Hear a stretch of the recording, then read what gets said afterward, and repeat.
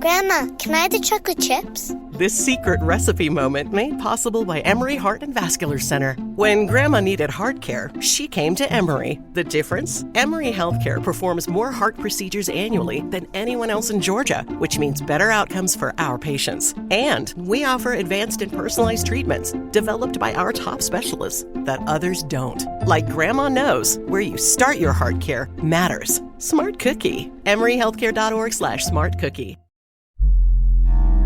A choice right now, between fear and love. It's just a rock. Out of the dark night of ignorance and into the shining light of truth. Expounding reality. A population of citizens capable of critical thinking. We don't see things as they are, we see them as we are. There's a level of reality where everything dissolves into an ocean of energy. We empower our experience by insisting on our authenticity. That's very profound. Very. Expanding reality. Welcome to Expanding Reality Podcast. I am your host, Brandon Thomas. This week, guys, as far as bangers go, it's one of them. We have on the show today Darcy Weir and Gary King. We're going to talk about Darcy's new movie, Crop Circle Realities. It is incredible. The link below for where you can find all that and his other films will be in the show notes. As far as Gary King goes, he's been studying the crop circle phenomenon for a damn long time and is fascinating. So whatever you think that you know about crop circles, throw it out the window because you don't know anything until you listen to this episode. It is unbelievable. It'll make you feel like a kid again whenever you see these things, and if you've kind of looked at the phenomena and then thought, oh, that's pretty interesting, take a good, hard look at it and how absolutely fascinating and whimsical and magical this phenomena is. Crop circles are incredible. Like I said, they make me feel like a kid every time, but enough of this crap. Let's get to the episode. You guys, this is Darcy Weir and Gary King, Crop Circle Realities. Welcoming to the show, it is returning champion Darcy Weir and a newcomer, Gary King. How are you doing, Gary? I'm very well, thank you. Pleased to be here. Good deal, man. Fascinated by crop circles. I love this. I cannot wait to talk about this. It is one of those things about the phenomena that I think it's a little overlooked, but then when you're reminded of it, you're just like, okay, these are awesome, and I love this topic. So, Darcy, your new movie, tell us a little bit about it, man. So Crop Circle Realities is just a documentary that I released on the 13th of March, and pretty much what I'm trying to do is touch on a few different aspects of the crop circle phenomenon, the reality of crop circles showing up throughout time, throughout history, really around the world, but the most frequency of crop circles has arisen in York, in the UK, in Yorkshire, yeah. Wiltshire. My bad. Wiltshire. Scratch it. Wiltshire. No, we're keeping all this, man. This is great. Wiltshire. That was good. And pretty much I wanted to sort of dispel the rumors or the myths that all crop circles were man-made. I think that assumption really hurts the crop circle analysis that's been going on for better part of like 30 plus years. And Gary King has been studying them for over 25 years, and I featured him in there because he's basically walked in himself into over 900 crop circles that have appeared over the years, which is astounding. And he's done analysis of them as he walks in, and many of the features that you find in them point to some kind of intelligence creating them that aren't using wood boards and ropes. Now, there's been a bit of a campaign to destroy the study of these and destroy the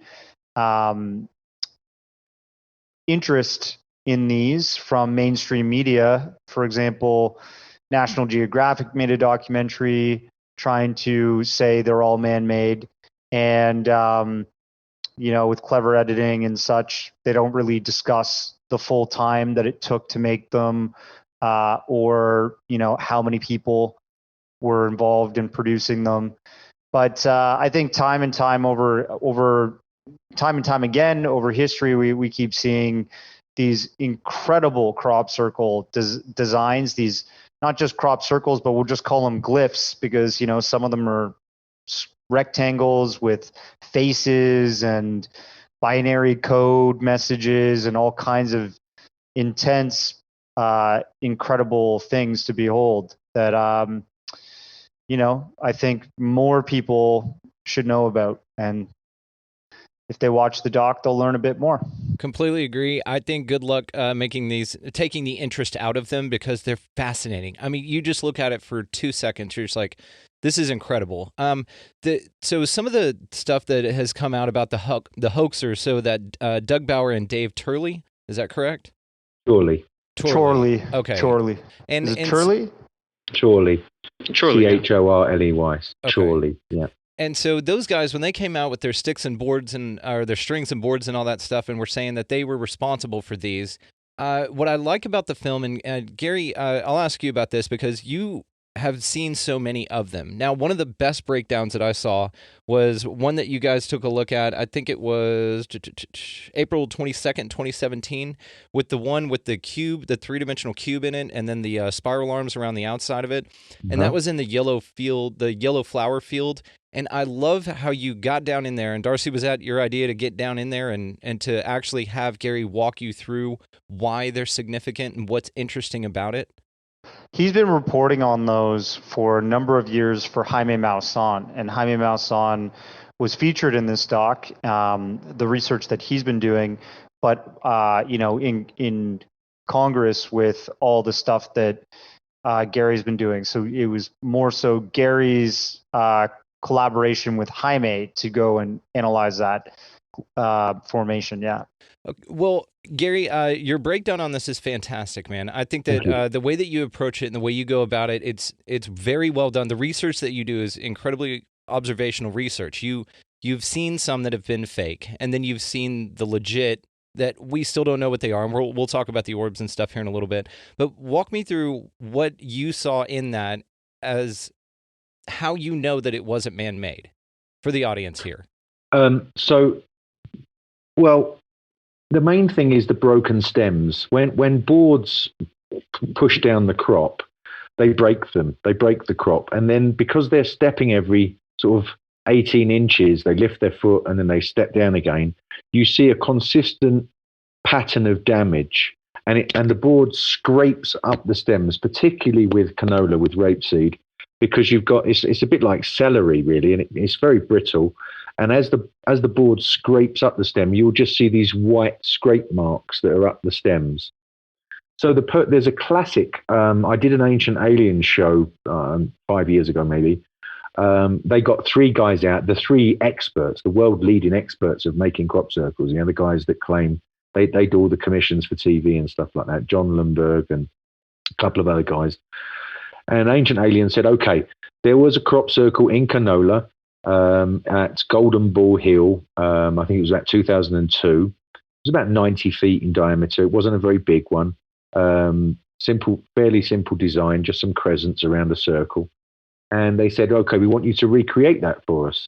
So they said, sure. So they went in the field and they spent about 4 hours and they smashed down the crop. And what's really telling, and any of your viewers can watch this on YouTube, is the after effects. When you go into the one that they made, it just looks trashed. But when we look at the photographs of the original, these little yellow flowers that are on canola are very, very delicate. If you walk into a crop circle that way, you're covered in yellow pollen and the leaves of the petals of the flowers just break off. But when you got into this original circle at Golden Ball Hill, it was just a sea of yellow, and not one petal was out of place. It was just all laid over, no scraping to the stems of the crop and so on. And so we've consistently asked these guys, well, look, when you make these demonstrations for the television, why is it that we see this trashed crop, and yet the ones that you claim you make in the mornings have no damage whatsoever? Why don't you make one, the same in the dark with no lights and don't cause any damage? And they never do. Yeah. No, and it's fascinating too. And like I said, your observations on it are great. And anybody who's looked into it knows the node extensions and the bendovers. But the way that you put it with the how you were able to kind of delineate between real and fake, and by real I mean authentically not something that can be explained. Yeah. Mm-hmm. And the way that you point that out, that if it was boards and stuff, because you've been in so many of them, and then even down to the feathering and the way that it lays down. Again, in this movie, Darcy, you guys nailed it on this, man. It's one of the most interesting, if not the most interesting crop circle documentary I've ever seen. So, again, great work, guys. And Jaime Malsana, I love his proclamation in there that he will give $100,000 to anybody who can recreate one in the dark, not trashed, and nobody's taken him up on that yet, have they? You want to take a crack at it, Brendan? I do not, actually. Come on, man. You and I, let's get over there and try it out. Let's do it, man. Let's figure it out. We'll split it, all right? It's been done. I mean, it was done in 1990. There was a competition in 1990, and 10 teams came out, and they spent 10 hours making these very small crop circles. And it was so obvious back then, that's 30 years ago, that these people weren't able to make crop circles in the same way that we find them in the morning. But that's something that's so great about it is that they attempt to recreate these. Yeah, I can do that. Yeah, we printed out this thing. I've worked it out in my mom's backyard, and we're just going to go over here and do it. And then they cock it, man. They can't do it at all, and it's brilliant. So let me ask you this then. I think just one thing to add on there. So you kind of said with the geometric shape that was in that canola field, right? I think a couple extra elements to that make it less credible that it was made by people is that, first of all, Gary found that on a hill. So this is on an inclination, and when you're trying to make something look perfect from the sky, symmetrical, right? You can't really do that to precision if you're building on a hill, on an inclination. And whoever, the intelligence that created this, made it like that, and it just looks perfect, even though it's on this massive inclination. Some of the flowers are laying right down, some of them are kind of propped up a little bit, and that effect allowed the design to look symmetrical. So it's like, no, and no one comes forward to claim we did it. That's the other thing. There's so many of these crop circles that pop up, and no one's claiming it. And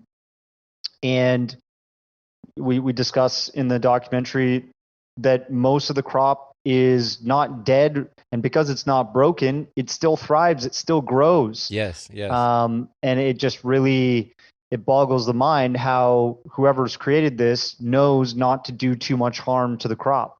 They're literally trying to lay this message and then, let the farmers still have some kind of yield out of that. So really, intriguing, that sort of point. If you see somebody's broken the crop, that's not going to grow anymore.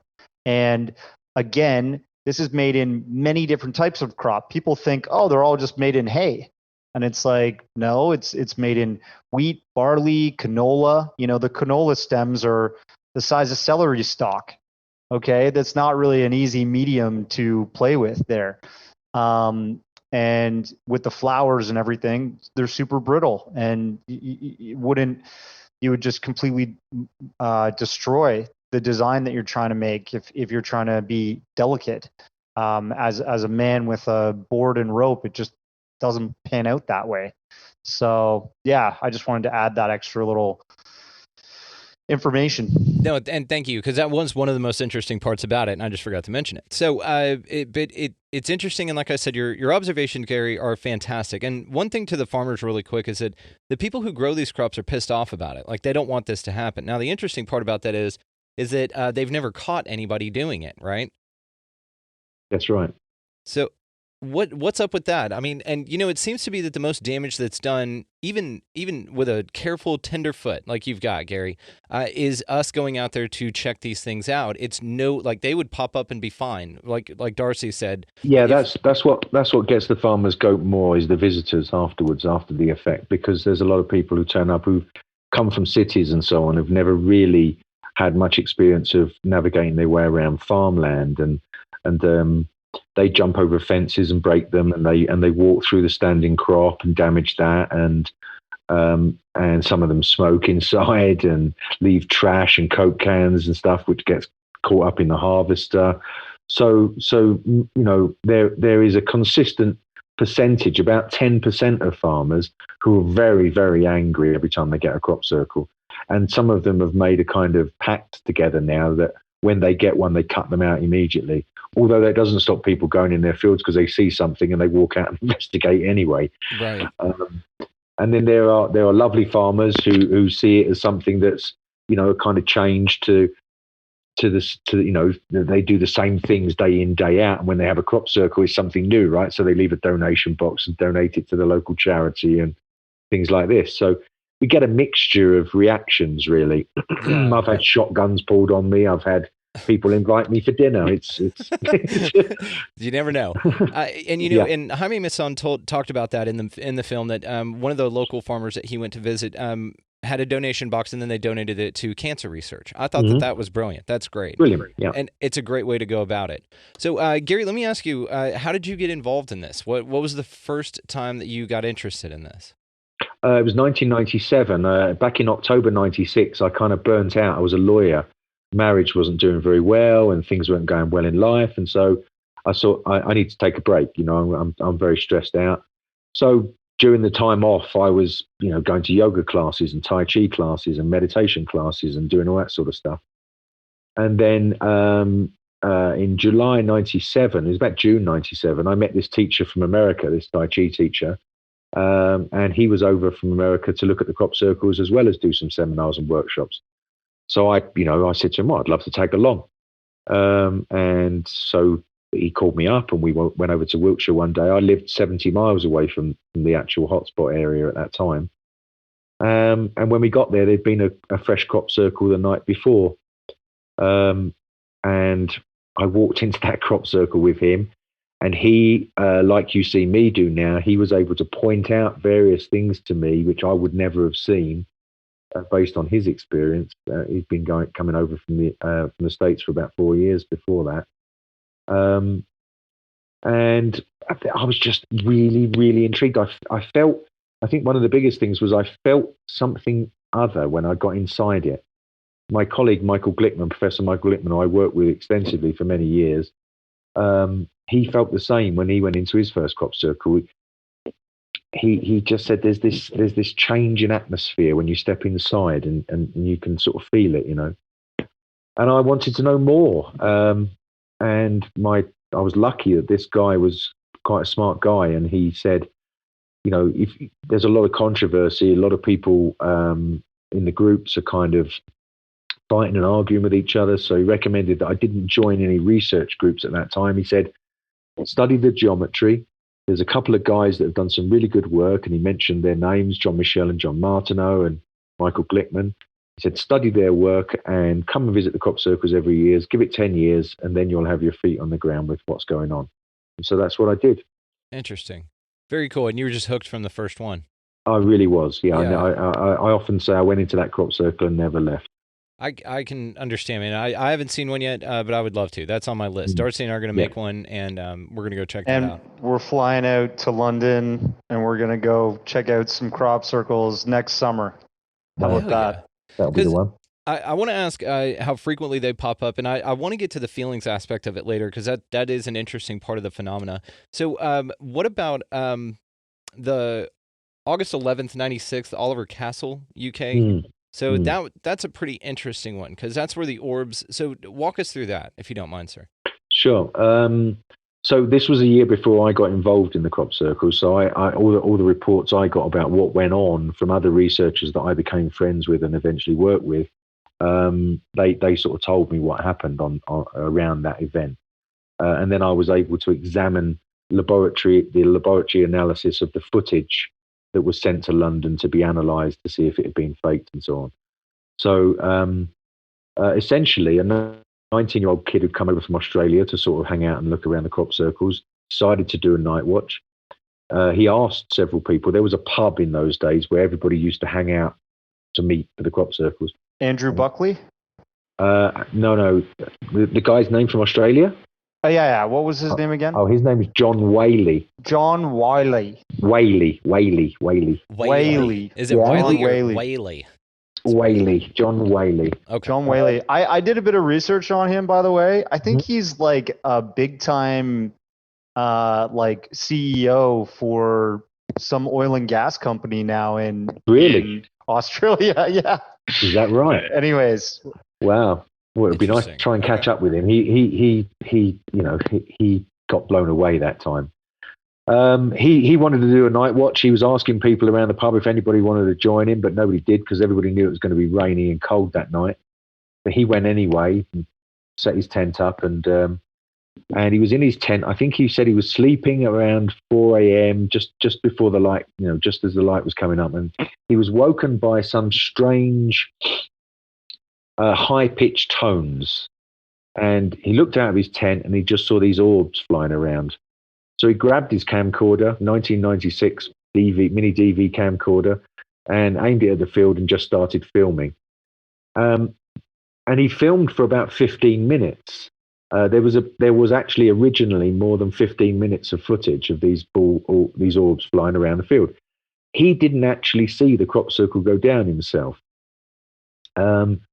And then he got himself together. It was very early. He knew that the pub wouldn't open until 10 o'clock, and he was there scratching at the door at 10 o'clock waiting to try and catch any researchers and show them what he'd found. And I spoke firsthand to people who were there, namely Polly Carson. She's one of the farmers' wives, and a researcher called Francine Blake. She was there, and a man called Peter Sorensen. And they all watched the video. Then they put it up on the TV screen in the pub, and everybody watched it. And that's when they saw the crop circle go down. Damn, that's cool. Now, Peter Sorensen said to this young lad, "Oh, let me have the video. I got video editing skills and one thing and another, and give me the tape, and I'll sort it all out, and get it presentable, and we'll do something with it." And then claimed to have lost it, save for the few seconds that you see on the YouTube site now. And Peter Sorensen, to be honest, I always thought he was a bit fishy. Yeah. And then years later, he came out as one of these guys who claimed he made all of them. At first, he was coming over every year from America and saying he was a researcher and he was interested in sacred geometry.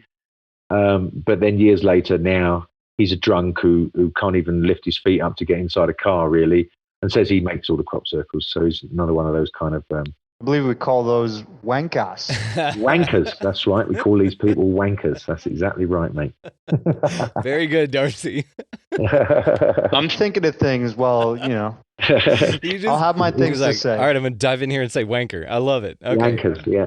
I'm ready. Darcy, how did you and Gary meet, man? Gary, I've been following for a long time. He had no idea that he actually had this rabid... Canadian fan that was following his every move behind the scenes. But actually, Jaime Maussan and I had agreed to work on a few documentaries together. And I said, look, I'm going to do like 2 more. And, one's going to be on crop circles and the other one's going to be on volcanoes. And you've probably already seen the volcano one, but this crop circle one was one that I always wanted to do, and getting to work with Gary after I had worked on it with Jaime's son is actually the best treat of all, because now we get to talk more in depth about the research he's been doing over the years. I get to learn more about him, and hopefully in the future we can do some more stuff together. I think he's really brilliant, and just a fountain of knowledge for this phenomenon. So, the Oliver Castle event had the orbs in it, and that's what he was filming originally. And then they saw the crop circle afterwards. So let's talk about the orbs real quick. So the orbs are fascinating, and I love the part. I'd never seen the video about the Niagara Falls orb that was in there, and how when it went underwater and then back out, it left a splash going in and a splash coming out. Pretty hard to fake. That's pretty interesting, man. I thought that was fascinating, and I'd never seen that before. So what is our take on the orbs here? What does that have to do with it? Well, I mean, that's all the speculation, really, isn't it? We don't know what they are. They could be kind of drone things from bigger, larger UFOs. They could be elements from the Earth. They could be spirits. It's really difficult to say what it is. Yeah. But what we do know is that these things have been seen many, many times around Wiltshire. They've been seen many times and filmed around crop circles, flying through crop circles, and then on this occasion making one. So they are connected to some kind of higher intelligence that breaks the laws of physics as we know them when they do things like this. We did a night watch in 2008.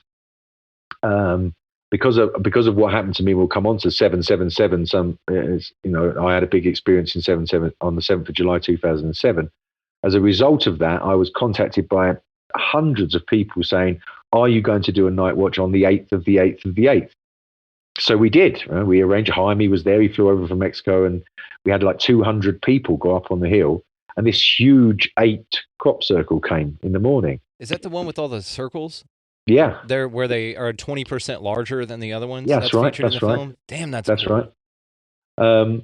So on that night, the guy that had been the cameraman with us on 777 came again, and he was shooting across Eastfield and across to Milk Hill, where the formation actually came, just below Milk Hill, which is just across the road from where we were.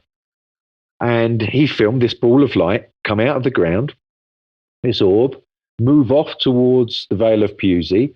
2 military helicopters came into the frame, and then this thing just vanished off into the distance in a microsecond. So it came up from the ground. Came out of the ground, yeah, just as if it sort of materialized out of the ground. So, yeah, which does. I mean, you wouldn't think that it would be coming from a UFO. I mean, and we don't know, and then just kind of hide in the grass for a little bit, and then come up and then do its thing. But they are associated with the crop circle phenomena. So definitely.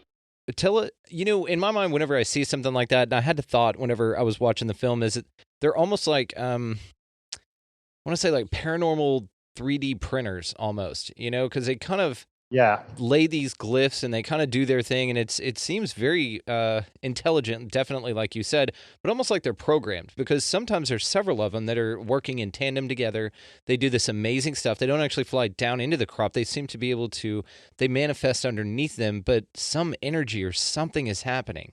And so I just had the thought of like 3D printer, where they're just 3D printing these. It seems like there's some kind of radiation being released in order for these crops to be laid down like that. We discussed briefly W.C. Levengood, a gentleman from Michigan State, a physicist that analyzed crops that seemed to be laid down that were still growing, just to try and decode this mystery of what made them do this behavior, this action. And they noticed the nodes had kind of like had steam expelled from them, and there seemed to be like metal balls of metallic ore that had been pulled into the stems, because this sort of suction, some kind of physical thing happening where a little bit of steam was being released, and then the elements were being sort of sucked out of the soil into the stem. And he deduced that there was some kind of radiation being exposed to them to make them sort of just be flattened in that motion, that one fell swoop. And it, by all accounts, if you look over and over at these crops and the formations, the glyphs that are in them, it looks like they're 3D printed. Yeah. It looks like, and you know, Gary had mentioned before drones. If you think about it, just theoretically, if you're a intelligent species or an intelligent extraterrestrial race that is watching, you know, you've picked up our signals, you've picked up our probes that have gone into space, you've picked up radio signals and such that are just constantly, you know, trashing the solar system around us because we're a pretty noisy group of individuals. Great way to put it.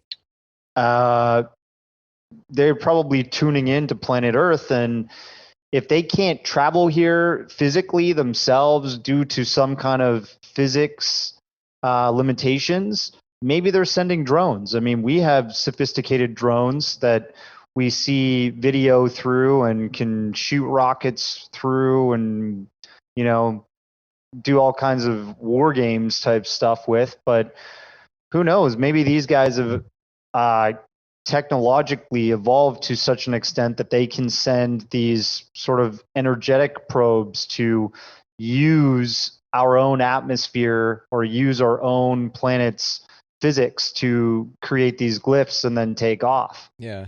And I mean, it's like us. We've sent drones or robots to other, because, you know, Mars is the only planet, right, 100% inhabited by robots, and they were sent there by us. Sure. Yeah, I think it's interesting, of course. I mean, because the phenomena is fantastic. I mean, just if you just see these things, it makes you like a kid. You just want to find out what the hell's going on with this, just because it's so magical, right?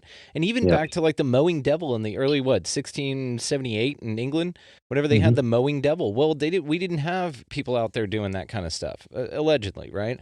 They just showed the hell up. And was that sighting, do you guys know, associated with any orb or lighting or anything like that? Yeah, there was light seen that night. Yeah, they thought that.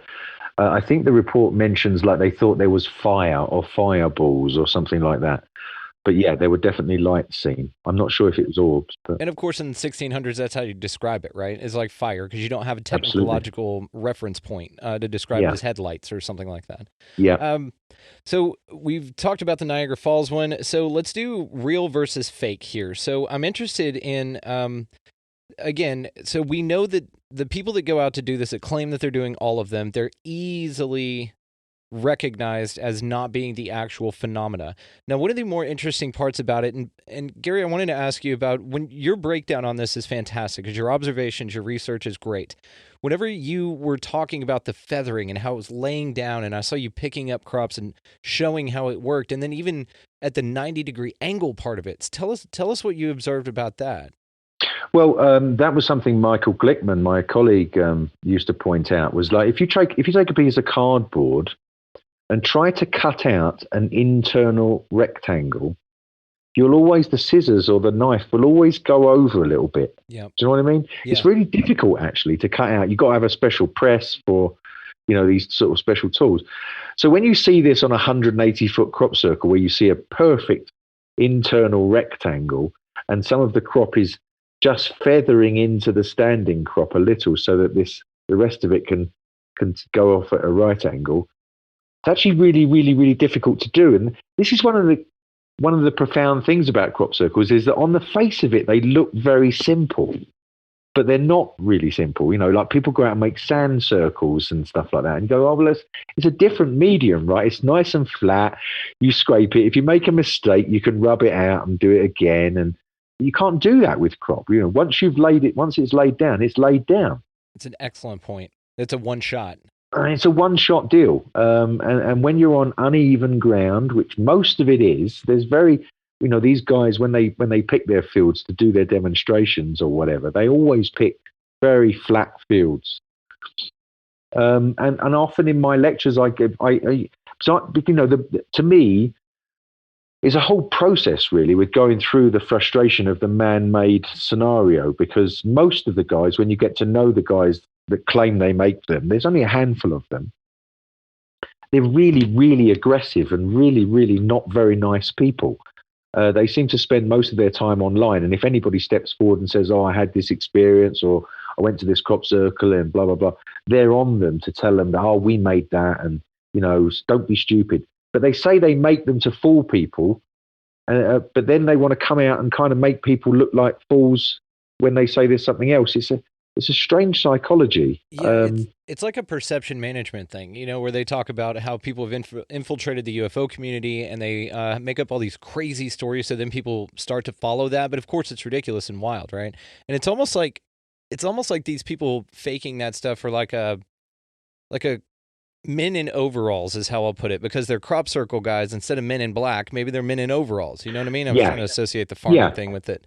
But it's almost like they're warning people off of looking into it any further and discrediting or perception management, the whole angle of it. It's interesting. No, I'll give you a story. This is what my teacher pointed out to me, and this was incredible. So after the first crop circle, we went to several others, and he said to me, okay, we walk into this crop circle now, give it 5 to 10 minutes, and someone's going to walk in and walk directly over to you and say, I know the guys who made this, right? And I was like, really? And he said, yeah, watch. And we walked in, and sure to form, it still happens to this day. There are these guys that are hanging out at the crop circle all day long, and as soon as some pilgrim comes along to walk inside the crop circle, they follow them in, and they walk over and they give them this line. Oh, yeah, my cousin's brother's uncle's, stepson made this, and then they give them this line. And people, they just want to shatter their illusions and convince them that there's nothing to look at here. It's interesting. Happens all the time. It is an odd part of the phenomena. It is very odd. So tell me about Nap Hill, your 777. I'm very interested. So that was an interesting one. I wanted to circle back. I wanted to crop circle back to that with you. Go ahead. Sure. Just one sec. I got a song for you guys. Oh, can we play this later? You want it later? No. I'm saying, is it copywritten? Because we can't air it. No, I mean, there's like a Men in Black song by Will Smith, and I just thought of one. Oh, how about this? It goes like this. Here comes the men in slacks. The crop circle defenders. Here comes the men in slacks. They won't let you understand what it is. All right. Don't give up your day job, Darcy. Sorry, man. I love it, and that was actually even better. So I didn't know if you were going to play the actual song. Unfortunately, copyright, they won't let us do that. But your breakdown on it was even better. I was actually going to say, just sing it for us, and you beat me to it. Hey, got you, man. All right, we'll go to 777 because that is honestly an amazing event. Oh, Darcy, yeah, Darcy I Weir, can't. Doug and Dave, man, they're the worst. They're the worst men in slacks that have ever arisen throughout this phenomenon. Doug and Dave. Before I get on to 777, Doug and Dave. Freddie Silver wrote a lot about this, and Andy Thomas did a lot of research into the press agency called MBF Services that released the story, which went into a newspaper called Today. There was only one journalist who released this newspaper story about crop circles solved. It's two old guys, right? Doug and Dave. They've been having a laugh on the way home from the pub since the late 70s and trying to fool everybody. But here's the thing. Late 70s, crop circles get discovered by Colin Andrews, Pat Delgado, and a guy called Busty Taylor who had a plane. They all collaborated and started to research the early crop circles. And for 10 years, 11 years or more, nobody suggested that these things were being man-made. It wasn't even on the radar, okay? It was weather phenomenon. A meteorologist by the name of Terence Meaden came along and said, oh, yeah, this is weather. And then some Japanese guy came along and said, oh, this is ball lightning, right? It's ball lightning. It's bouncing off the hills and it's creating these kind of little mini tornadoes and making these circles. And everybody was discussing all these kinds of theories. And then in 1991, in the same field where 777 occurred, this field called Eastfield, a huge pictogram appeared. Not as big as the one you showed me earlier, but the first ever pictogram, which had straight lines and circles and keys coming off of it and all the rest of it. Same location. Same location. Now, what happened as a result of that is that these little lanes, these little roads in Wiltshire were completely filled up with cars. Thousands upon thousands upon thousands of people descended on Wiltshire when that hit the newspapers because they thought ET was here, right? and everybody wanted to get a look at it. And I've got a wonderful photograph of this lane that goes up the middle of, there's Eastfield to the right and Milk Hill to the left, and there's this road that goes up, and it is just car after car after car with people standing on their roofs trying to look down into the field.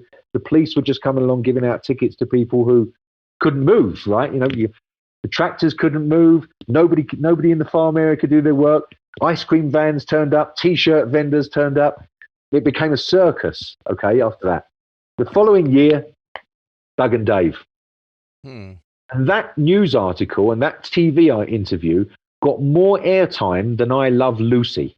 And it went around the world and it told everybody there's nothing to see here, don't bother about it. And that was the beginning of the whole hoax campaign. And then, acolytes came along, Team Satan, they called themselves, saying that they made the crop circles and all of this sort of stuff. Well, they got some explaining to do. Those men in slacks. Men in slacks. Well, I mean, Doug and Dave, right? We questioned. There was a meeting with a guy called Julian Richardson who claimed he made crop circles, and he had to be helped with what pi r squared meant and radius. How does somebody create geometrical crop circles and not know what pi r squared is? I'm pretty sure Doug and Dave have like grade 5 level math skills as well. Yeah. They're like pie. Yeah. I had some cherry pie the other day. It's Australian. That's Australian. That's Australian, right? Gary? Oh, shit.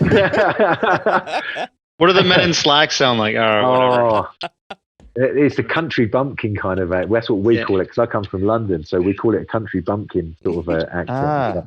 Ooh, no, you don't want to do it like that. No. Oh, yeah. That kind of. Yeah. I was out there trying to draw a pie in the field, I was. That's it. You got it. And I drew a cherry pie. I'm pretty sure. But I dropped out of school after 5. My dad made me work on the farm, he did. What it sounds like is a country bumpkin English guy trying to do a Canadian accent. It's so funny how it's reversed. Actually, that was my best Chinese impression. Oh, okay. I thought you were going to jump in when the Japanese guy was talking about the orbs, and thought it was, what did he call them? Balls of light? The Japanese guy you were talking about? Balls of light, yeah. Ball lightning. Ball lightning.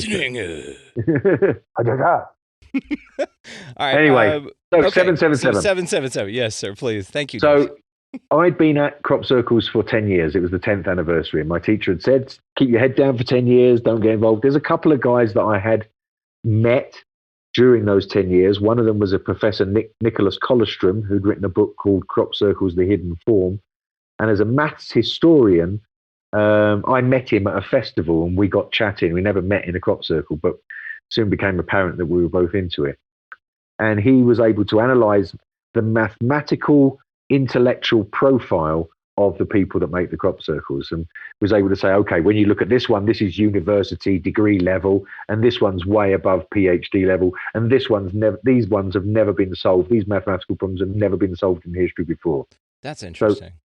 So, he was a good ally. He's still a dear friend. But other than that, I'd kept my head down for 10 years, and I'd gone back to university in Cardiff to do a linguistics degree, a language communication, because I wanted to understand more about symbols and semiotics and how we make meaning of things, right? So I was partway through that, and it was the summer break, so I took my trailer down to Wiltshire to spend the summer, 6 to 8 weeks, bouncing in and out of crop circles. And I got up every morning after breakfast, went to the crop circle cafe, had groovy conversations with all sorts of weird and wonderful people, and decided that because 777, that I was going to do a night watch. I wasn't a big fan of night watches. I preferred going to sleep in bed, to be honest, rather than sitting on a cold hill. But I thought, there was something, I got to do it. So my girlfriend joined me, and we went up onto Knapp Hill, which overlooks Eastfield. And when we got there, we met up with a guy who had a load of cameras set up. I'd met him coincidentally earlier in the day. And he was there. He had cameras, 2 cameras attached to the front of his van, which were recording to videotape. He had an image enhancing sort of scanner that he had up on top of the hill, and a stills camera that he was taking long exposures with. And we sat down, poured a flask of coffee, and chatted. And he's been recording since 11 p.m. And the height of British summertime, it's still light at 11 p.m. So you can see that there were no crop circles in that field at that time. So it was about 1:30. He did a scan over the field with the image enhancer, and we couldn't see anything. And then about 3:20, there was just this enormous flash of light, just one flash of light. And it wasn't a stormy evening; it was overcast, windy, and fairly cold. And that was it. There was this flash of light. We chatted about it for a few minutes, and wondered what it was. Then about 15, 20 minutes after that, he decided to do another scan of the field. And when he opened the viewfinder of the camera that he had there, he immediately started shouting to us to get out of our sleeping bags and have a look at what he'd seen. And we did. And when we looked through the viewfinder, he was just panning across the field, and there was just these rows of circles. But we couldn't see it at that point with our eyes. It was still too dark. But we could see it through this viewfinder. So we waited 15 or 20 minutes for the light to begin to come up, and my girlfriend and I walked down the hill and got into a car and drove round to the bottom end of the field and walked in. And we were just like ants, really. We walked into this enormous formation, which was 1,033 feet long. It consisted of 150 individual circles of varying sizes. It went up one hill and down another one, and up another hill and down the other side. Excuse me. Every footstep we took was kind of like static electricity. Every step we took crackled. We could feel this static electricity, which was kind of borne out later with analysis, because we sent crops off to Levengood for analysis and found that the crop had been hit by plasma, which, I don't know if you know, it's up at about 80,000 feet in the atmosphere. It's considered to be the fourth state of matter, because the electrons are so highly charged that they strip away from the proton in the middle, and they just kind of dance around. And so that's why when we stepped onto the crop, we were earthing it in a sense, and the electrons were jumping back. It's a bit like the physics experiment you do in school with the furry thing where you rub it and then you touch somebody and you get a shock. Yeah. So you guys were grounding the crop as you were walking across. We were grounding it as we walked across it, which gave us an enormous headache for a week. I can imagine, yeah. And that was it, really. And then I became, in the public eye, because people, media and various other things, we made a little movie about it, and people wanted to interview us and stuff. Obviously, the people who claim they made them step forward and said that we were just idiots, and that they made it in front of us in the dark and we didn't see them, and all that kind of stuff. Yeah, they did it in, so even so, I tried to keep it simple. It's like, it's less than 5 hours if you do the numbers. But let's round it up to 5 hours, because at 4 o'clock we saw it through the camera at about 20 to 4. But if we round it up to 4 o'clock, 5 hours is 300 minutes. There were 150 circles in that formation. That means that these people had to come in the dark, without us seeing or hearing them, without the cameras, which were very light sensitive, detecting them, that were recording the whole night. And they had to make one circle every 2 minutes, and then leave the field before any cameras pick them up. It's just ridiculous. It's ridiculous. Yeah. Ridiculous. No cars, no car tracks, all that type of stuff. You get the normal stuff where there's a guy who was parked in the little car park at the end of the field who said, I saw some guys coming out about 11 o'clock. No, you didn't. Or running into the field at about 11 o'clock. He's a man in slacks. He's a man in slacks, for sure. Yeah, man, yeah. So you get this kind of evidence, and it's amazing how many people go, oh, that's it, case solved. Some guys saw some people running the field. And case closed. Who's playing footy? Who's playing football?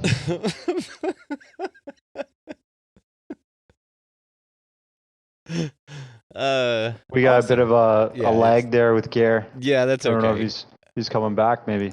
Still laughing about your Men in Slacks rendition there, Darcy. Thank you. You are officially the comic relief. Thank you. I appreciate that. You're welcome. You're welcome. It's so cool. This is such a cool topic, and especially to talk to you guys about it. I mean, this is awesome. I absolutely love it. Well, what was the first one that you saw that got you interested in crop circles? I think it was the Arecibo message. Have you ever seen that? Oh, yeah. We show it in the documentary. It's the Chilbolton crop circle formation. And what happened was in 1974, Carl Sagan sent this Arecibo space probe out there beyond Earth, and attached to it was a placard, a gold plate that had 10 different points of information. It had the solar system we were in, where our planet was, that we inhabited, Earth, which is the third rock from the sun. It had our DNA profile. It had our the last point was the dish that we use to emit radio waves through the cosmos to pick up and receive and send out signals. And it just so happens that we got this message in the year of 2000, and it was this strange, like, sort of double massive sphere crop circle formation, but had like hundreds of other little circles connecting up to those two, like this massive design. And if you look up Chilbolton crop circles, you'll see what I mean if you Google it. And then the next year, everybody was wondering what that design stood for, right? And the next year, in 2001, there was this full glyph that was like a rectangular pattern, and it had the exact line-for-line response to the Arecibo space probe's 10 points that they had on there in the same size and formatting. And it shows their bodily form, which was a little bit different from ours. It showed their DNA structure, which apparently had silicone in it. It showed their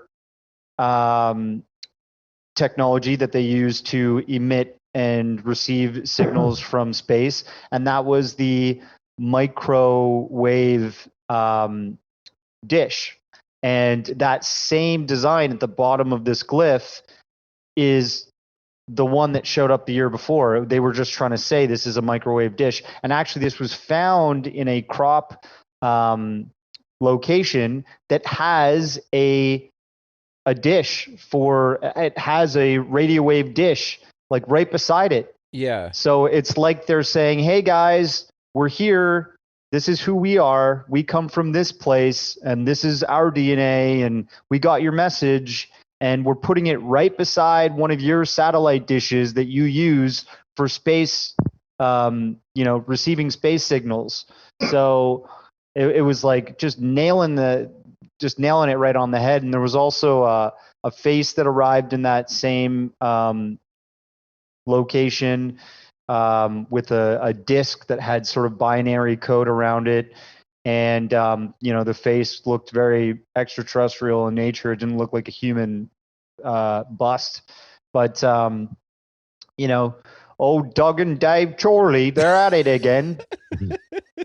And it's so detailed and it's so interesting, and especially the Arecibo message back whenever they responded to it, it said that they were inhabiting 3 planets around their star, and it even said all this really cool information.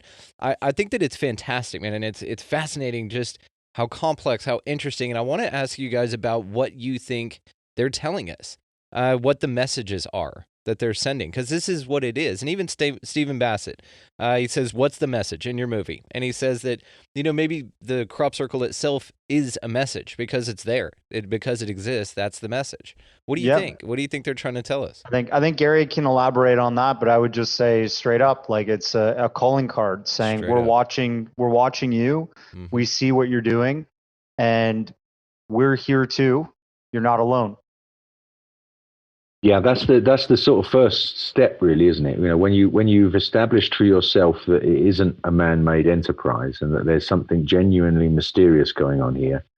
I've often used the analogy of living in an apartment building and waking up in the morning and finding that some symbol's been pushed under your door, and you dive out into the corridor and you find all your neighbours are out there as well going, what the hell is this? Yeah. You look at the CCTV and you can't find anybody that's done it. And then the next night, another one shows up, and then another 3 show up the night after that. And every year after year, you keep getting these symbols pushed under the door, right? But You can't actually find out who's doing it. Well, at what point do you say, let's give up on trying to find out who's telling us or who's communicating with us, and let's try and focus on what these symbols mean? And so in my research, I've established that there are 5 categories of crop circles, of kind of themes. So the first one is obviously geometry. Now, the birth of Western civilization began with the Greeks. Before that, we were hunter-gatherers. There was only an oral tradition, writing, literature, agriculture, metrology, the measurement of things, all began in ancient Greece.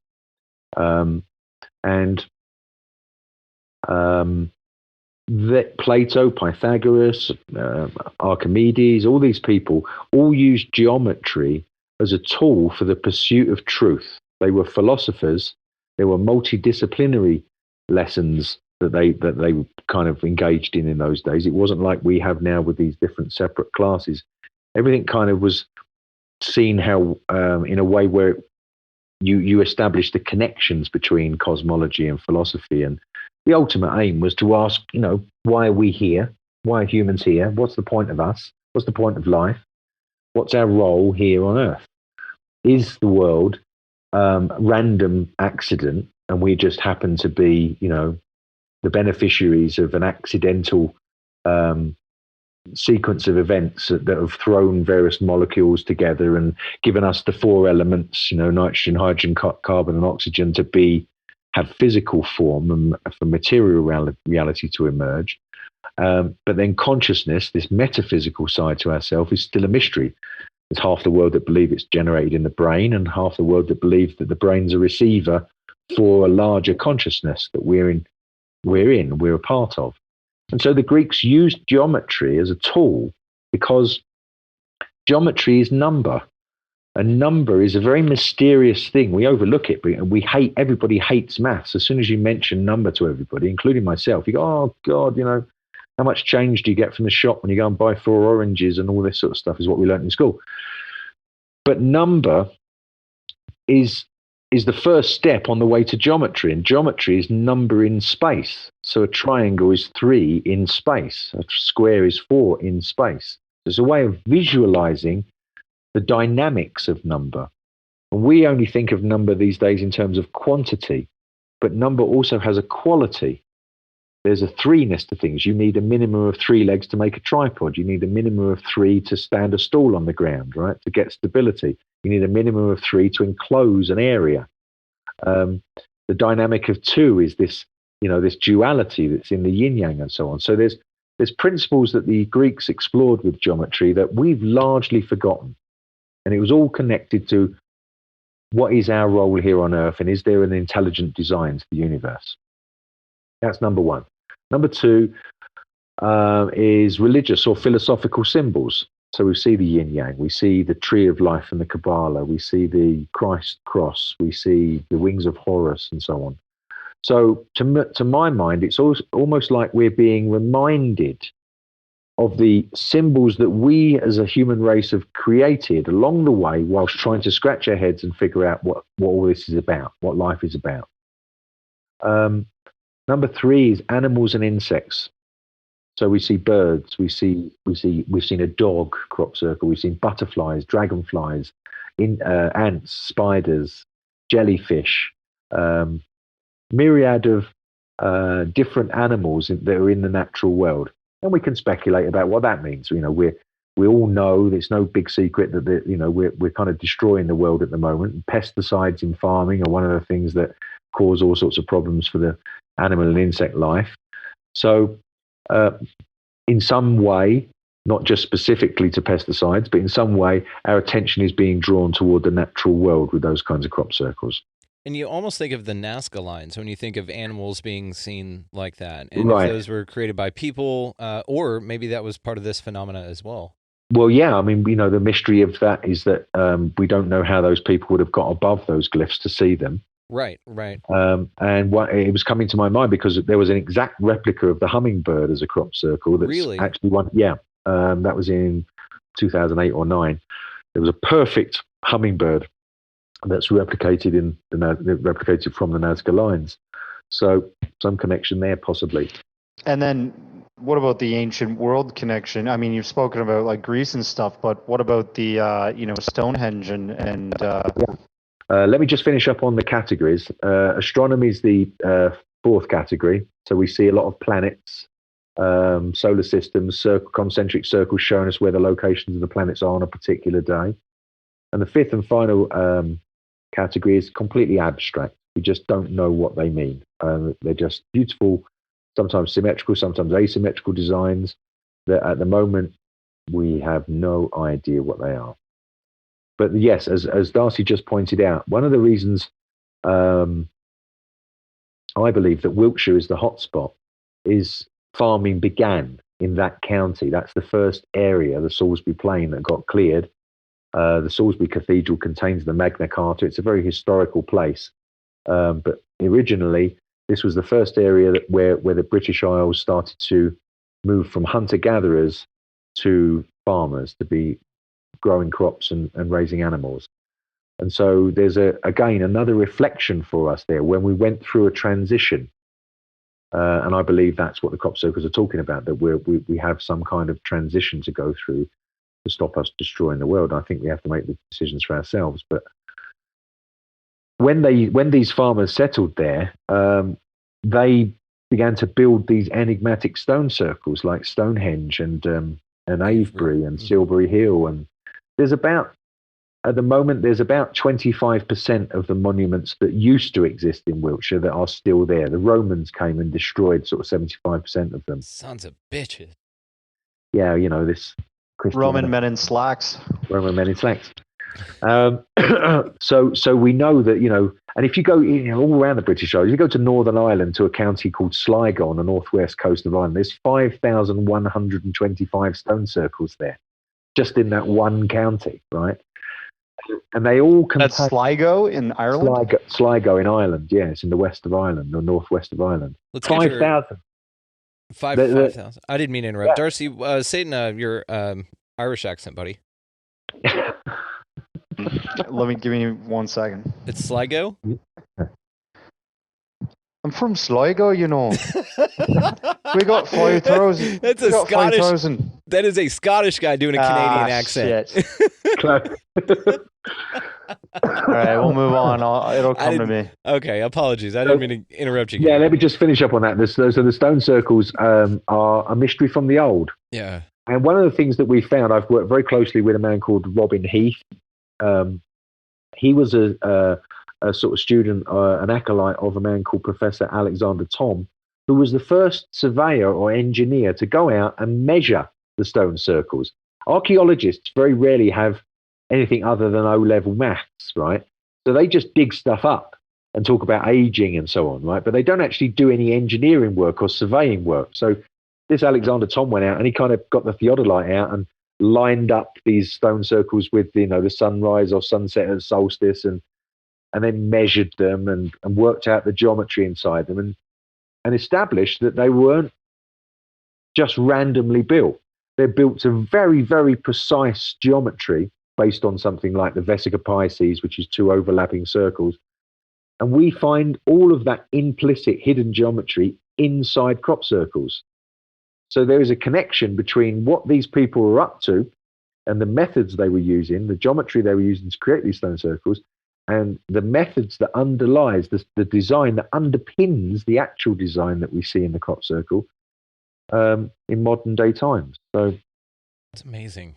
It is so cool. Have you heard of the thought that I think I forget the damn name, but this guy did some research onto the hinges and things like that, and he said that people actually used to use them for seed germination. Like they would go put a bag of seeds there, travel from all over the world, put a bag of seeds there, go to bed or something like that, wake up in the morning, take them back to their home country, and they yielded 5 times as much. Just having spent some time. There's 2 great stories I can tell you there. Right? A dear friend of mine called Glenn Cameron. He runs a company called Journeys with Soul. They take people around the sacred sites on tours, and he's into earth energies. And he did some brilliant research. He found that See, Wiltshire's it's the land underneath it is chalk. It's just like white, the chalk that you use for your blackboard, okay? It's like the cliffs of Dover. Like the cliffs of Dover. Nice. And so it contains all these underwater aquifers, underground aquifers, these water channels that run underneath the fields, right? And he plotted where crop circles appear to where these underwater channels are. And he found that 98% of crop circles appear above these water channels. Damn. Now, water in the summertime, when it gets hot, it recedes from the surface of the ground. In the winter, it can come above and flood, but in the summertime, it recedes. And as the water recedes from the surface of the ground, there's an electric potential. That piezoelectricity. Piezoelectricity. And we know that electricity is one of the energies that we found responsible for what lays the wheat over. There's electricity present in the analysis. So he goes into Avebury Stone Circle, and I think it's at the solstice. I'd need to confirm this with him. And there's one stone in the centre of Avebury. It's the biggest stone circle in Europe. And he puts a bag of seeds there. And he's done controlled experiments where he's kept some seeds away from there, and he's planted those seeds, and they're higher yielding. Yeah. Right, just left overnight in this one place in the stone circle. Incredible. Now, here's the catch. Levengood, when he found out that what happens is the crop circle, whatever the energy is that impacts the plants, happens at any stage of maturity of that plant. So it can be when it's fully mature and just about to be harvested, or it can be when it's green, or it can be somewhere in the middle. Now, he found that if it's when the crop is ready for harvest, it dehydrates the plants completely, and the seeds are very, very dehydrated and won't actually yield very much. And the same if it's too green. But there's a balance point. There's a sweet spot. Yeah. That's it. That's the phrase I was looking for. There's a sweet spot in the middle where if the crop circle energy hits at that time, the plants actually yield more when you plant the seeds, right? So here's the proof of this. Levengood, as a result of establishing this, began to experiment with applying electrical impulses to seeds and then planting them.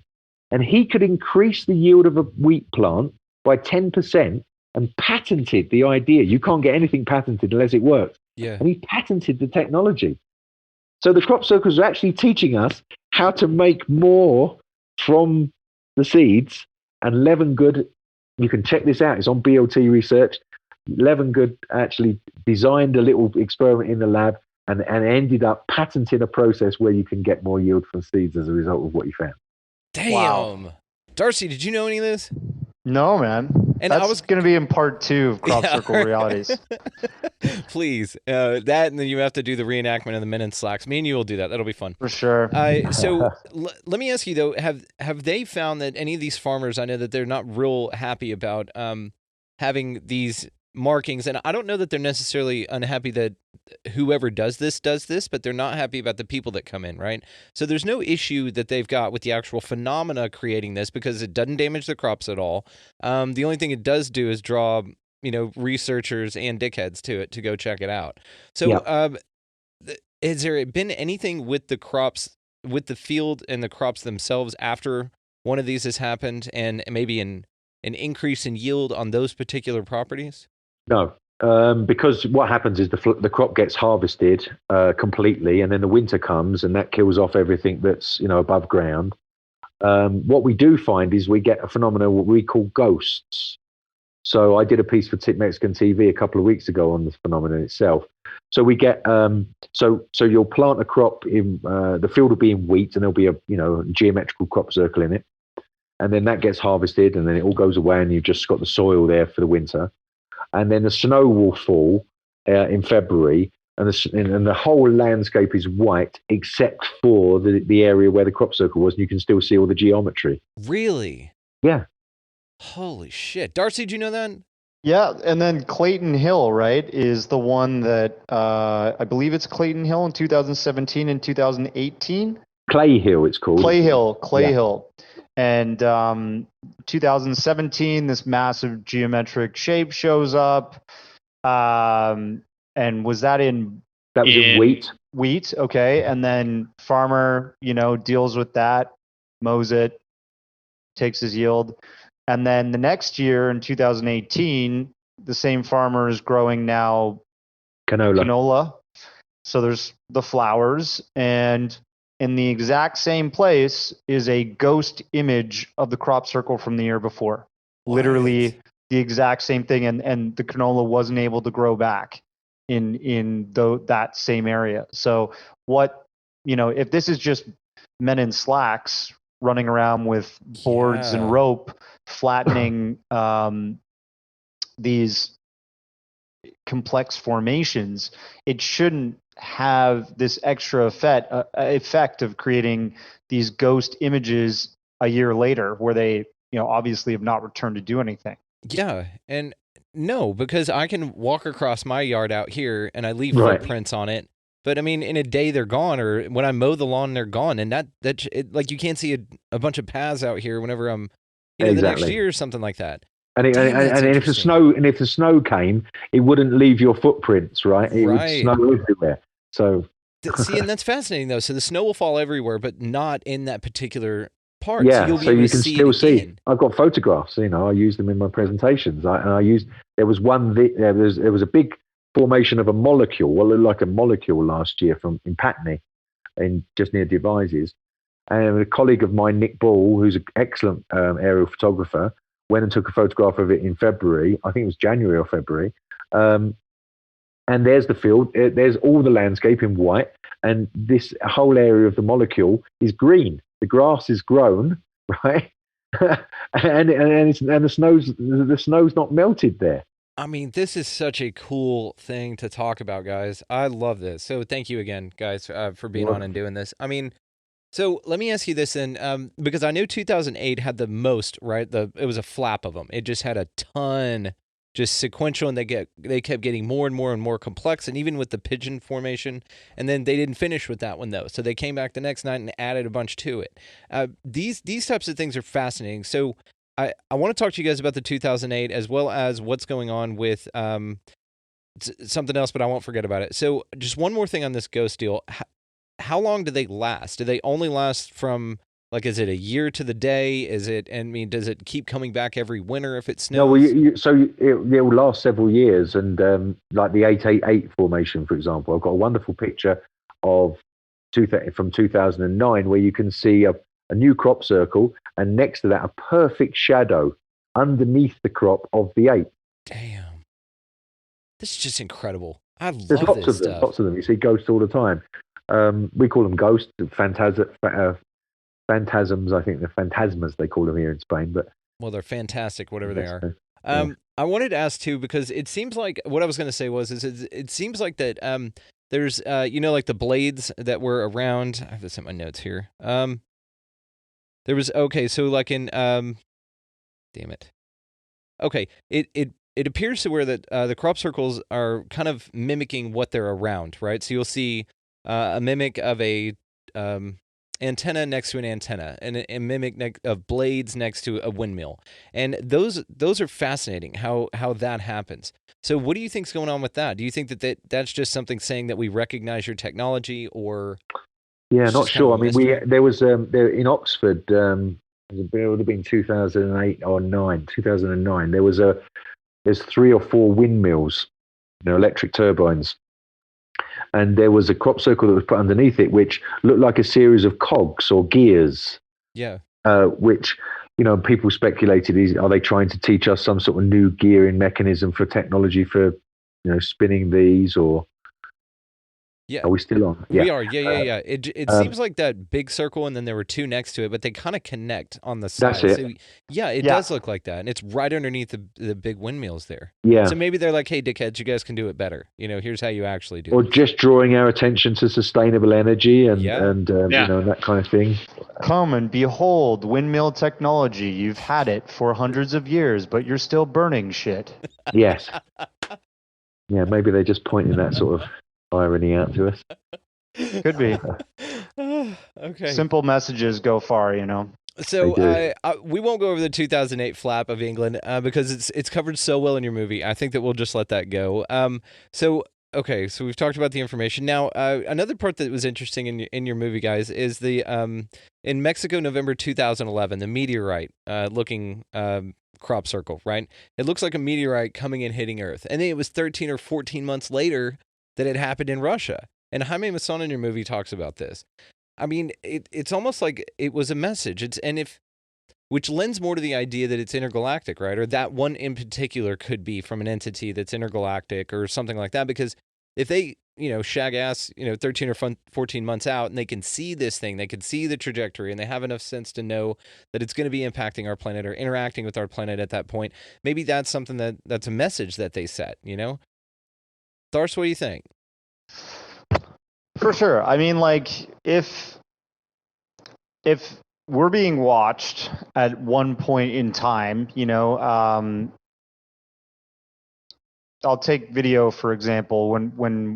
When you're creating a documentary or creating a film of any kind, you're editing, right? And back in the day, when you were editing, you had like tapes and you had these decks and you had like all these controls, and it was a linear editing technique, a linear editing process, meaning you could go forward, you could go backwards, but you had to edit in this one single line.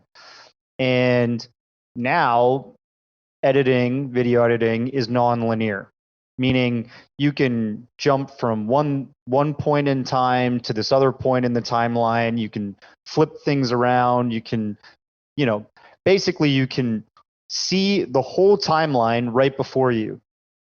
And people in astrophysics and high concept space research are saying that time may not be linear. You might be able to look at a whole line, a whole timeline. You can zoom out, look at it, and you can see what's happening, and you can zoom in, you can do something here, you can zoom out, and then you can zoom in over here.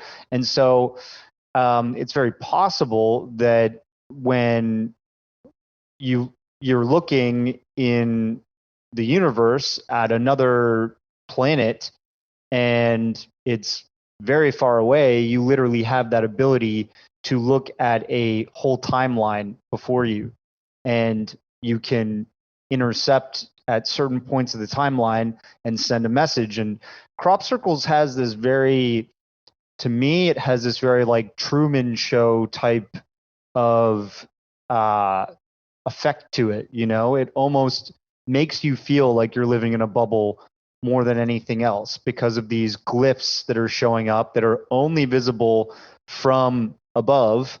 Like it just seems so complex, and it seems like it's a message that's being reflected based on where we are in time right now and where we could go in time. There's many Jaime even says that if you look at that message with the alien head and the disc in binary code, it said a bunch of things, but one of the things it said was much pain, but there's still time, meaning we're looking at what you're doing in your timeline, and you're going to go through a lot more pain. You're going to go through a lot more problems. Probably the whole world's going to get shut down by some massive pandemic. But there's still time, and you still got lots more. So get your acts together, because you could have a bright future. That could be part of this story, in my opinion.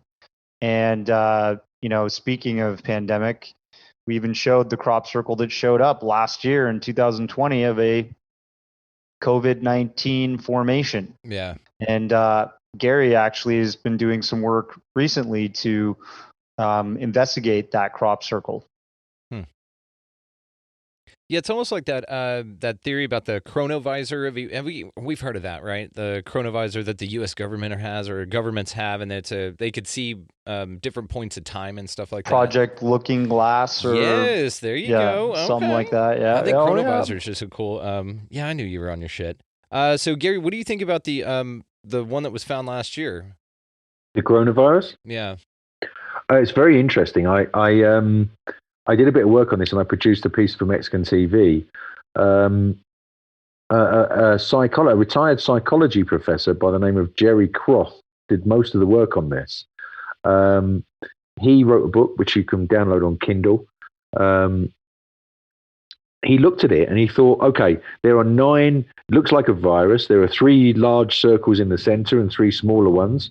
And then outside of that, there are these 3 little kind of protrusions. And then you've got 9, what look like 9 spike proteins. But one of them is much, much bigger than all the others. And it has 8 tufts of crop in the end of it. So are we talking about spike protein 8? So he consulted some epidemiologists and geneticists and so on, and found out that spike protein 8 specifically gears our immune system to fight the virus. It's the one protein which is connected to us and our immune system in terms of activating our immune system to fight off the virus. So I tried to do some research to find out if the vaccines that have been connected are in any way connected to spike protein 8, but was unsuccessful, because when you get down the road of like, how do these vaccines get made, you're talking about proprietary knowledge. So at the moment, I'm not able to establish if the vaccines are connected in any way to this spike protein 8. But the crop circle in its own right seems to be giving us a clue, or giving us a hint, knowing we're in the middle of a pandemic, that there's a part of this virus that is actually helpful and beneficial to humanity if you can find out more about it. Huh. That's interesting. Spike protein 8 is copyright, patented information owned by GlaxoSmith, and it's on a need-to-know basis by the lab men in black. The lab men in black. Darcy, on the fly. I love this. Okay, so let me ask you this, and it was just a thought that I had whenever I was watching y'all's movie. And, why crops? Like, why not, like, rocks or something? If they've got this fantastical technology that can do these fantastical, amazing images into crops, not damage the crops, which may be the answer, right? They want to do it in something that it won't damage, it's not permanent, and it's something that they can send a message, but it's wiped away real quick, like an ocean washing a message in sand off of the beach, right? But if they were to come down, or if whatever this phenomena is, and stack some crazy rocks in one of these formations, right? That would be amazing. That would be outstanding. And maybe they just haven't left a message important enough to say, all right, guys, we're going to keep this one here with you for a while until you figure it out. I'm going to make a couple points about this real quick. Go. Just a couple. Please. So, to me, using the medium of crops in this area that's been around, and like Gary had said before, we've had mankind modernizing and farming and advancing and connecting to the planet, and being philosophical in this area for thousands of years. And I tend to think that these crop circles keep showing up en masse in the Wiltshire area because it's a continuity of messaging. If you're going to message somebody on WhatsApp and then mid-conversation switch to Facebook Messenger, and then you're on Instagram Messenger, and then you're over in text message, wait a sec, I'm going to send them an email, you're probably going to annoy, confuse, and completely lose the message to the person you're trying to connect with. This makes sense. And you and I were doing this for a while. We do it all the time. You've had messaging on two different accounts on Instagram, and I was like, is this it's still my personal, Brandon, or am I being hoaxed here?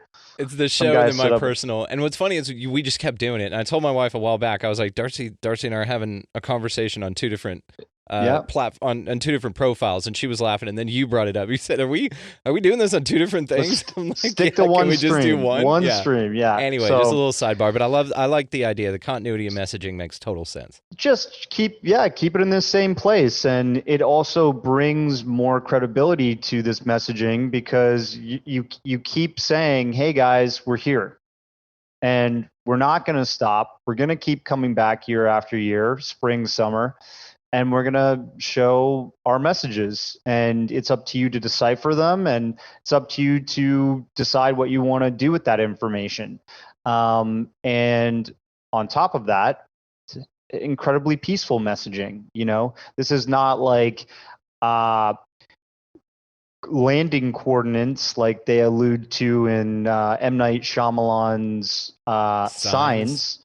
These are not like sort of war game sort of glyphs. They're just messages that are peaceful and give you some kind of hope and give you some kind of awe and inspiration. So I like that about the crop circles, and that's what I think they're there for, and I think that they'll just keep coming back. Yeah, they're almost like intergalactic emojis, Yeah. Huh. They're fun. 3D printed emojis, Yeah. right? And then, Gary, your take. Well, crops are... There was another thing I came in my head and left a minute ago. I'll come on with this one first. So crops... They are the basis of humanity's wealth. This is how we started to take over land and grow stuff. And then when we developed the ability to be able to grow more than we needed, to create a surplus, then we had some people that were more wealthy than others. And this went on for many years. Oh, I just remembered the thing I wanted to say earlier. So you can still find buildings in England called the Corn Exchange. These things were exchanged. It was the basis of currency, corn and the seeds. And also, when you go back to ancient Babylonia and look at their measurement systems, their metrology, they were based on a wheat seed and a number of wheat seeds put together. So a lot of our civilization, as we know it today, stemmed from this fact of moving from hunter-gatherers to crop husbandry. Stemmed from, I see what you did there. Agriculture, yeah. Agriculture. And then when we got to a point in time where we'd done very well from this, and the British Isles is obviously, we took a load of slaves from Africa and we settled them down in Virginia, 1 million slaves to grow tobacco, and then we took others to the Caribbean to grow sugar cane, and these crops became hugely, hugely wealthy. Made the elites of Great Britain become hugely wealthy, and create arguably the biggest empire that came after the Romans and the Greeks. So where we are today, if we were to reflect on, okay, how did we get here? Right, we're in the world of MacBooks and iPads and technology, and AI's come in and all of these things. It came from these humble beginnings of growing a surplus of grain. It's very poignant, in my view, to the human story. If we were being asked to reflect on what's brought us to where we are, what are the good things and what are the bad things maybe, crops are one of them. It's an excellent point. I didn't even think about it, but you guys both make incredibly good points. That makes complete sense now that you say that. And it is kind of like the core of it. Now, I wanted to ask, because Göbekli Tepe is older than the area in which this is occurring. Do you think that if we excavate more of that area, we'll find maybe some hints that things like this have been happening there as well? Because now it's just desert. It's in Turkey, but it's like 12,000 years old, and it's purported to be one of the first actual settlements, so therefore they needed agriculture. Therefore, that may have been a major hub for agriculture at that time. Yeah. So I love the mystery of Göbekli Tepe. I got some really good friends who who research the monuments around the world. One of them's here now in Mexico. What's interesting to me about Göbekli Tepe is the scale of it, because we're completely mystified with how they built one of these circles, then filled it all in, then built another one on the top, then filled it all in, and built another one on top of a hill. They went to these enormous, and they've carved. Yeah, the negative reliefs on there. The negative reliefs of animals, and you've got the same sort of fingers that you find at Easter Island that come around the bottom. You've got abstract symbols, lots of abstract symbols, and I've forgotten the name of the main German researcher that discovered them in '96. Oh, don't do this. I know it, but I can't think of it right now. At the moment. Okay, that's okay. But because I like linguistics and communication, one of the things that he came up with, which I find very interesting, is Have you ever come across the phrase multivalent? No. So it means that something has more than one meaning. Oh, okay. Okay. So he likens it a bit to dreaming. And this is where the shamanic cultures using psychedelics come in, because, you know, you get multiple different things happening, and some of these symbols joined together can mean more than one thing. So that's another element to the crop circles, in that there can be more than one meaning to a crop circle. There could be multiple meanings to a particular glyph, and that's that may be a way that our alien cousins, or whoever it is, the intelligence that's creating these things, they might communicate completely different to us, where we have these words which define kind of meanings which we look up in the dictionary, but to have a symbol that can convey multiple different messages is something we would have difficulty comprehending. But it seems our ancient ancestors dealt with that, and now maybe the crop circles are doing the same. And Shakespeare. And the English language, Shakespeare, right? You could say there, Shakespeare's a there, fraud. and there, He and didn't there. exist. You know? Oh yeah, true. Shakespeare is just He was the Earl of Oxford. There we go. Britain needed to establish its, it's the superior It's written language strength. around the world. Yeah. Cool. 60,000 new words created by a man who never went to school. Shakespeare. Yeah. Awesome. Incredible. Well, I make up words all the time. And they're like, people are like, man, that's a made up word. I'm like, all words are made up. Okay. So just Exactly. settle down. So I wanted to ask, have you ever come across a case to where, or any reports that somebody has been in a field, like standing in a field when a crop circle appeared all around them? So in 888, no, what happened, the nearest we've got to that is on 888, when we were doing the night watch, a very dear friend of mine went into a field where the crop circle was actually eventually appeared. And I'm not sure if I can recall the exact description that she gave at the time, but it was like there was a shrilling noise and a sense of urgency that they needed to get out of the field. Yeah. Did she run? They ran, and then in the morning, that's when where the crop circle was discovered. That's I'd cool. have to get in touch with her to get the exact details of the story. I can't recall all the exact details, but they That'd be went into the perfect. field and they had to run. That would be a So perfect something scene more for a Jerry Bruckheimer film. Yeah, running out the field. Running, and the field is flattening behind them. They're Yeah. like, hurry up, we gotta get out here. Transformer crop circle is coming. If you guys need any regional voiceover work done, Darcy, I think this is going to be your Darcy's the demo man. reel. It's mostly I'll try my best. other people impersonating Canadians is what you do well. So I like that. Thank you. So I love it. And the geometry of the squaring of the circle, the crop circle that you found in 2018, I think that is fascinating. So tell us a little bit about that, if you don't mind. Well, this is where you, unfortunately, when you start to talk about the golden ratio or the Fibonacci sequence or pi or the squaring of the circle, this is where people kind of glaze over and they go, oh no, I was never really good at maths at school. And you need to kind of like Doug and Dave get away from that. Yeah, they those guys would have never. But squaring of the circle is probably the most prolific message which has been hidden inside crop circles that we've ever experienced. There are probably crop circles which we haven't found hidden symbols in yet, but the squaring of the circle is definitely one of them. My dear friend Michael Glickman in 1999 discovered, you know, the quintuplet circles where you get like a circle in the middle and then you get 4 circles on the outside that people thought were spaceships landing when they were original. So we call those quintuplets. And they vary, but there are some consistencies. So you might get concentric circles running around them or through them. But you'll always have the mother circle, the one in the middle, will always be bigger than the 4 daughter circles that are on the outside. And there was one came in 1999 where the mother circle, instead of being sort of separate from the daughter circles, it ran through them. And Michael decided to join up the centers of the daughter circles with straight lines and then measure the square that gave him against this mother circle that was underneath. And he found it squared the circle, which means a square is rational. If you have one side is 1 foot, then it's 1 by 1 by 1.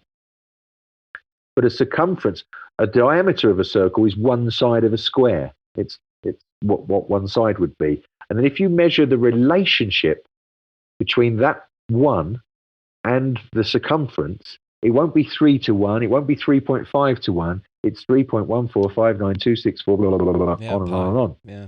So we have a relationship. A circle is a very profound symbol because it contains a relationship between something which is finite and something which is infinite. And that's the ultimate mystery of humanity, right? We wonder, do we have an eternal spirit? Gary King going deep. Damn. Deep shit, see? That's some deep shit, man. I love it. So the squaring of the circle is the uniting of heaven and earth. We know that there are opposite forces that are in play here on earth, okay? And when two opposing forces of equal strength, let's say, meet, they resolve in spirals. That's what happens, right? We see it with water. You know, you push water together, and it will resolve into a spiral. So one of the mysteries of the creation of material reality, the reality that we live here and are having a conversation in, is how is it so finely tuned to create life? If you go back to the Big Bang, you see, and you change one of the parameters, like the speed of light or the constant of gravity, just by a fraction of a percent, and then model the explosion, the Big Bang, you'll have a universe that flies apart too quick, or you won't get enough chemical elements to contain the life brew. It just doesn't work, right? But the Big Bang, the mystery of the Big Bang is that everything was right when it exploded, and it seems like it had an intention to create life right from before it began, for all the parameters to be in place. So a square and a circle are the opposites, aren't they? They're these two things which shouldn't go together.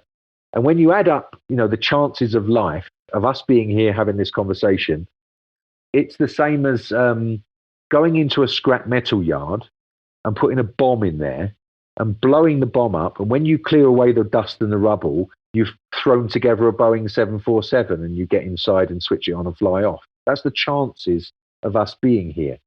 But here we are. And so this symbol of the square was taken to represent Earth, because we have 4 elements, we have 4 directions, we have 4 seasons, and we use squares very extensively here on Earth, right? Circles don't work. When we build things, we build square bricks, and we build square windows, and we build square paving slabs, because if you try and put circles together, you'll always have tessellations, you'll always have gaps in the middle. The square is a very rational thing, which represents one side of our psyche, rationality. The other side, circularity, is associated with the heavens, because the ancient people used to watch the planets go around us in the sky and come back in a full circle after 365 days. We calculate our calendars and everything where the beginning is the end. Yeah? Where's the beginning and where's the end? So the circle is taken to mean heaven, and the square is taken to mean earth. If you can make a square and a circle be the same size or the same perimeter and circumference, so it's the same surface area or the same perimeter and circumference, you're said to be uniting heaven and earth. Now, Plato, Pythagoras, Aristotle, every one of these philosophers tried to create a perfect squared circle and never ever did it. Okay? And in the French Academy, you can look this up, in the French Academy in the 1800s, they actually banned academics from trying to square the circle anymore, because they said it was crazy, it can't be done. Just stupid. Why are you still trying to pursue this stupid exercise, right? But it's one of those exercises where every time you try it, you learn something.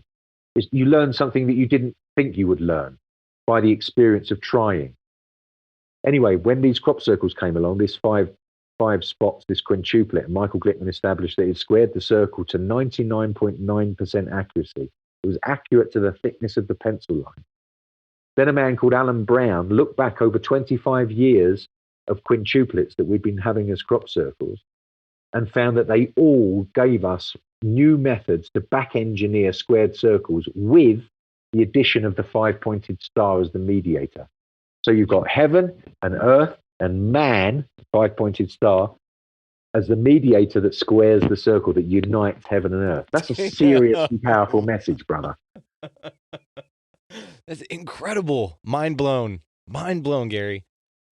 Damn. I mean, even Da Vinci worked on this with his man, and the Vitruvian Man, the Vitruvian exactly. Man. That's right. Yeah, I mean, exactly. It's fascinating. And then even then though, there was ancient man that could do this. Who was it? Graham Hancock was talking about in his America Before book, how in the Amazon they were clearing stuff out and they found these mounds, right? These hinges that had squared circles in them. But it's an ancient thing. And then somewhere along the lines, and we don't have time to unpack ancient cultures, but I'd love to have you back on if you're interested in that. Sure. Like ancient advanced civilizations and stuff like that. But it does seem to be there's an ancient knowledge that we have lost, and that it's something these guys knew so intimately. Yep. Exactly. Stonehenge squares the circle. Stonehenge, I've got a perfect animation that I use in my presentations where if you draw a square around and a circle around it, Stonehenge perfectly squares the circle. So our ancient ancestors knew this stuff, and it was very, very important to them, and we've forgotten it. Yeah. Okay, we're gonna pause it there then, and we're gonna come back on that another time though. Guys, I can't thank you enough, man. This has been so cool. I think we're gonna shut it down here, but like I said, let's do this again soon, man. Darcy, you down? Yeah, for sure. Okay. All right, cool. Gary, dude, thank you guys so much, man. If you want, just hang on 1 second. I'll let both of you kind of tell everybody where they can find you and the movie, and then we'll chat for a minute just after we wrap here. So don't hang up yet. So, Darcy, you're up. Okay. If people want to check out my other films, connect on some of the things I've created before this film or this film itself, just go to my website, occultjourneys.com. I've got the trailers up there, the film posters, and they can read a little bit about the film that they might see. If they click on the poster, it goes right through to a website that they can stream it, watch it. And I'm just Darcy Weir on Facebook and Instagram, and if you want to connect, feel free to.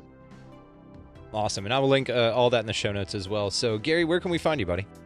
I run a simple Facebook page called Against the Grain.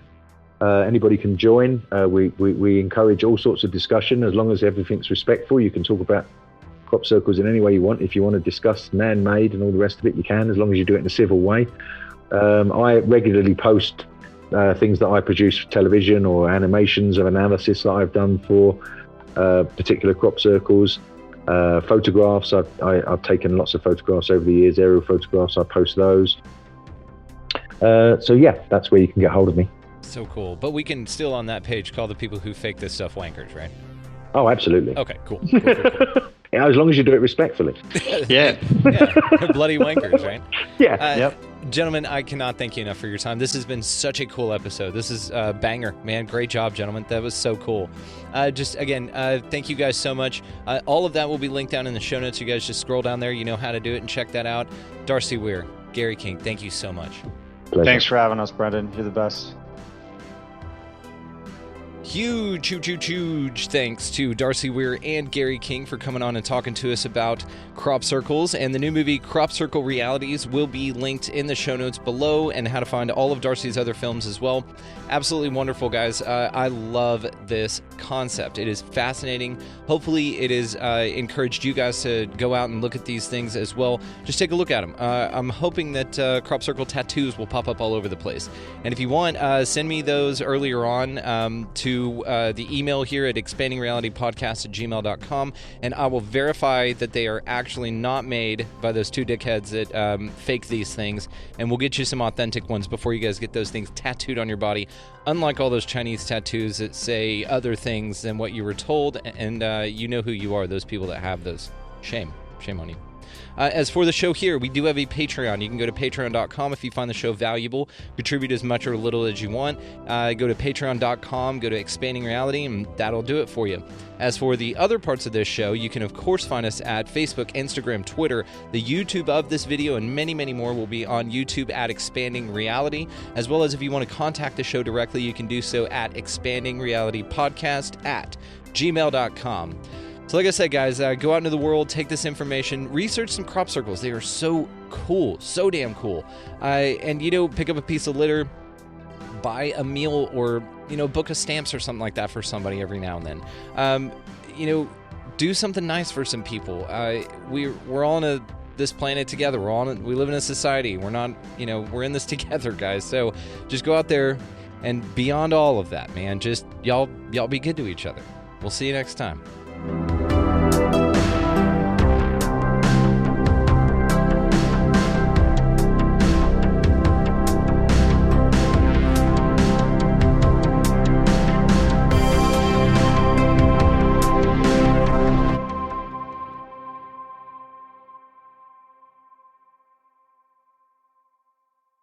Grandma, can I have the chocolate chips? This secret recipe moment made possible by Emory Heart and Vascular Center. When Grandma needed heart care, she came to Emory. The difference? Emory Healthcare performs more heart procedures annually than anyone else in Georgia, which means better outcomes for our patients. And we offer advanced and personalized treatments developed by our top specialists that others don't. Like Grandma knows, where you start your heart care matters. Smart Cookie. EmoryHealthcare.org/smartcookie.